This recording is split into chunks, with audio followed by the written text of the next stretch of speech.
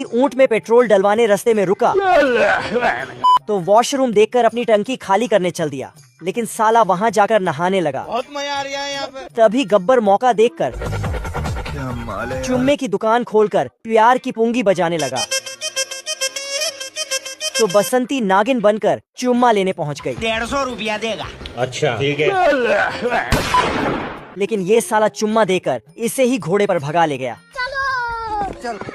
बंटी टंकी खाली करके आया तो देखा उसकी बसंती गब्बर संग भाग गई।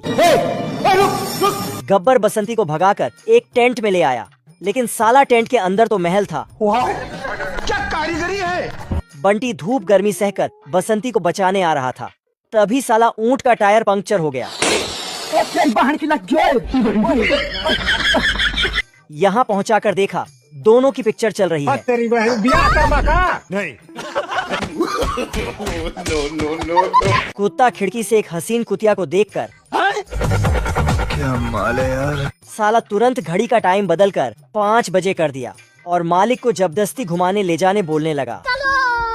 फिर पार्क पहुंचकर उसे खींचकर उसी जगह ले गया जहां कुतिया अपनी मालकिन के साथ बैठी थी।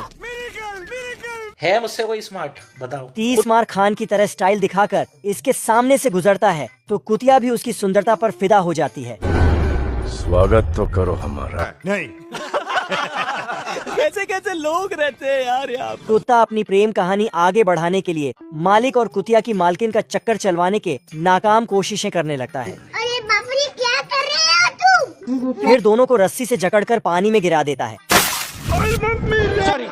कोई बात नहीं सेन्योरिटा, कोई बात नहीं। बड़े बड़े देशों में ऐसी छोटी छोटी बातें होती रहती हैं। और दोनों को एक दूसरे से प्यार हो जाता है। फिर मालिक और मालकिन की शादी होते ही कुत्ता भी कुतिया का हाथ मांगकर उससे ब्याह रचा लेता है। फिर चारों खुशी से एक घर में रहने लगते हैं।